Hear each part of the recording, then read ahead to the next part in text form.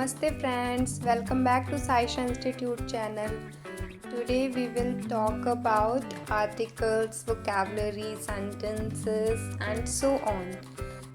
अगर आप मेरे चैनल पर न्यू हैं तो प्लीज़ मेरे चैनल को सब्सक्राइब कर लीजिए जिससे आप आगे आने वाले अपडेट्स मिस ना करें। और इस वीडियो के एंड में मैं आपको इंग्लिश सीखने के लिए और कैसे कंसिस्टेंट रहें इंग्लिश सीखते टाइम, तो बहुत से ऐसे इम्पॉर्टेंट चीज़ें बताने वाली हूँ जिससे कि आप इंग्लिश ईज़िली सीख सकते हैं। तो प्लीज़ वीडियो को स्किप मत करिएगा और एंड तक देखिएगा। चलिए अब हम अपना टॉपिक स्टार्ट करते हैं। जैसा कि मैंने आपको बताया, आज हम इस वीडियो में articles, vocabulary and sentences and उसके बाद स्टोरी एंड ट्रांसलेशन कवर करने वाले हैं।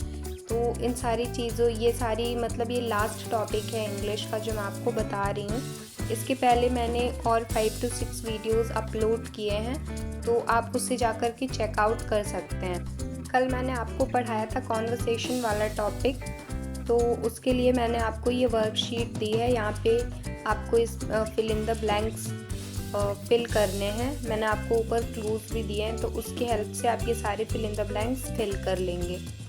और मैंने टोटल 3 वर्कशीट्स दी हैं, 1, 2 and 3। अभी मैं इसे यहाँ पे सॉल्व नहीं करवा रही हूँ, आप खुद सॉल्व करके देखिएगा और आंसर्स आप मुझे कमेंट में बताइएगा। I will check it out and उसके बाद मैं आपको इसके आंसर्स बता दूँगी। या फिर ये वैसे बहुत इजी है, तो आप खुद भी कवर कर सकते हैं मेरे ख्याल से, क्योंकि आपने कल वाली अगर क्लास अटेंड की है तो आपको ये क्लियर होगा। ये हमारी वर्कशीट नंबर 3 है। आप ठीक से देख लीजिएगा, सारे क्वेश्चंस पढ़ लीजिएगा, क्लूज देख लीजिएगा। बहुत इजी है, एकदम बेसिक है मतलब। तो आई होप कि आप इसे कंप्लीट कर लेंगे और मुझे इसके आंसर्स भी आप कमेंट्स में ज़रूर बताएंगे। चलिए अब हम अपना टॉपिक स्टार्ट करते हैं। हमारा सबसे पहला टॉपिक है आर्टिकल्स। आर्टिकल्स कितने टाइप के होते हैं? 2 टाइप्स के। एक होता है इंडेफिनिट आर्टिकल और दूसरा होता है डेफिनिट आर्टिकल। इंडेफिनिट में भी यहाँ पे 2 टाइप हैं, मतलब 2 आर्टिकल्स हैं, सॉरी, ए एंड एन, और दूसरे में डेफिनिट में दा। पहले हम आर्टिकल इंडेफिनिट आर्टिकल देखेंगे, ए एंड एन। ए का यूज़ हम कब करते हैं? Before consonant sound. जैसे एग्जांपल है कैट, होम, टेबल, पेन। तो ये कॉन्सोनेंट साउंड के पहले हम ए का यूज़ करते हैं। फिर एन का use before vowel sounds, for example egg, elephant, Apple. तो हमने ये इंडेफिनिट आर्टिकल पढ़ लिया, ए एंड एन का यूज़ भी हमने पढ़ लिया। आगे मैं आपको कुछ और एग्जांपल्स बताऊंगी जिससे आपको ये और ज़्यादा क्लियर हो जाएगा, ठीक है। चलिए अब ये देखिए, एक चीज़ यहाँ पर आपको याद रखना है कि इट्स अबाउट द साउंड, यानी कि आपको यहाँ पे साउंड पे ध्यान देना है, लेटर पे नहीं। जैसे कि आर जो है वर्ड है आर, तो हम उसको पढ़ क्या रहे हैं? आर, लेकिन स्टार्ट किससे हो रहा है? एच साउंड से, है ना।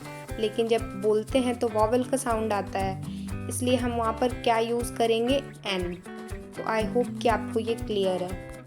अब ये मैंने आपको प्रैक्टिस के लिए दिया है, आपको ए और एन की प्रैक्टिस करनी है। तो मैंने ये वर्ड्स दिए हैं, unicorn, lotus, temple, hour and then university and orange. तो आपको इसके पहले ए और एन लगाना है, तो आप ये प्रैक्टिस खुद कर लेंगे। इसके अलावा आप और वर्ड्स अपने खुद से सोच लीजिएगा या कहीं से देख लीजिएगा और प्रैक्टिस कर लीजिएगा।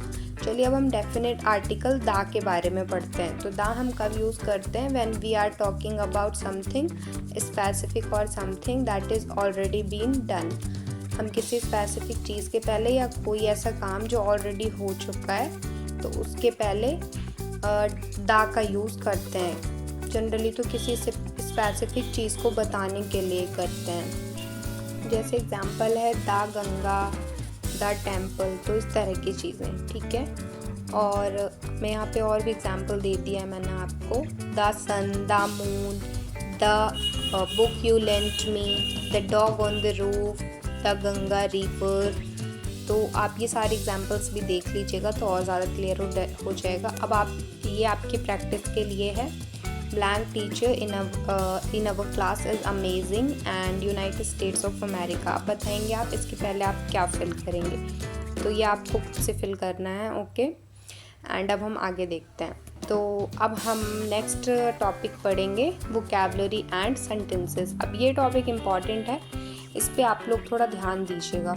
जैसे मैंने आपको यहाँ पे देखिए कुछ वर्ड्स दिख रहे होंगे। पहला वर्ड दिया है मैंने ग्रम्पी, इसका मतलब क्या होता है? Short tempered. तो आपको क्या करना है, आपको खुद से ऐसे ही कुछ बेसिक वर्ड्स उठाने हैं, या अगर आपकी इंग्लिश थोड़ी अच्छी है तो आपको थोड़े मतलब ठीक ठाक से वर्ड्स ले लेने हैं और उसका मीनिंग देखना है इंग्लिश में ही, और उसके बाद इंग्लिश में एक सेंटेंस क्रिएट करना है। एटलीस्ट 2 सेंटेंसेस आप क्रिएट करिए एक वर्ड से। तो यहाँ पे कुछ वर्ड्स मैंने आपकी प्रैक्टिस के लिए दिए हैं, बट इसके अलावा भी आप और वर्ड्स अपने आप खुद से ले सकते हैं। अब ये सबसे इम्पॉर्टेंट पार्ट है, इसे देखिए आप। ओके, मैंने यहाँ पे आपको कुछ टॉपिक्स दिए हैं, जैसे कि आप देख सकते हैं। It was raining.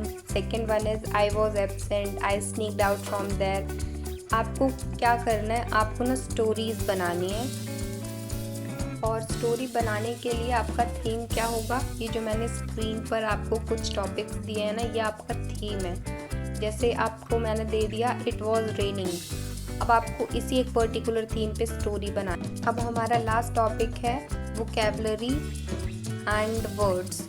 मतलब आपको एक तो 5 वर्ड्स डेली, आप ऐसे 5 वर्ड्स मतलब पढ़िए जिसे आप अपने डेली लाइफ में यूज़ कर पाएँ।